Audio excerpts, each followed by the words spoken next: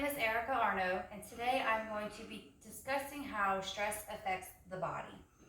According to the American Psychological Association, in 2015, 75% of adults reported experiencing moderate to elevated levels of stress, and nearly half reported that their stress had increased in the past year. As a wife, mother, full-time student, and full-time employee, I know how stress is, and I've had my fair share of it. So today we will discuss what stress is, how it affects the body, and what can be done to manage it. So what is stress? Stress is, simply put, the body's reaction to outside pressure. Different causes of stress include school, career, relationships, illness, job promotions, any changes in your life. So there are two different types of stress. One is called eustress, which is a positive stress, and is typically short term. That can be, for instance, a job promotion, getting married, having a baby. Or there's also distress, which is negative, can be debilitating, can be short or long term. A lot of times when you talk about distress, you're talking about illnesses, chronic illnesses, or something like that. I think we can all differentiate the types of stress, which is more challenging to deal with. And for the sake of this speech, I want to address the effects of distress, or the negative stress, on the body. So what does stress do to our body? Well, mentally, it can affect us by causing anxiety, depression, psychosis, post-traumatic stress disorder. These effects are intensified or more likely to occur by chronic stress in our life. Chronic stress meaning stress that's all the time. Emotionally, stress can cause irritability, anger, and impatience over simple, petty things. Physically, stress can also put your body into a fight or flight mode, also known as a Gordian mode.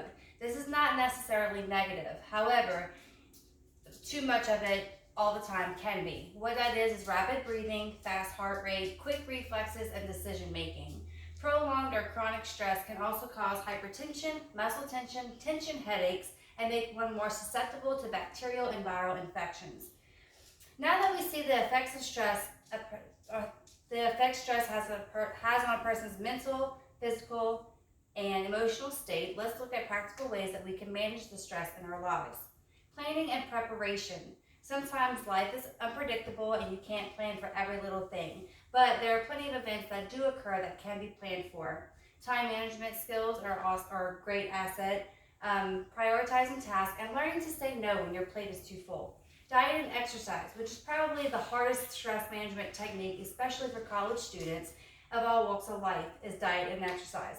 But according to Matthew J. Kukin, with PhD, a senior research scientist at Abbott, a healthy diet builds a solid, more enduring foundation for our body by reducing oxidation and inflammation and by helping to reduce weight gain. Kuchin also states that stress negatively affects blood pressure and blood flow. He goes on to say that there is a strong relationship between fluctuations in brain blood flow and brain health, and these compounds over time.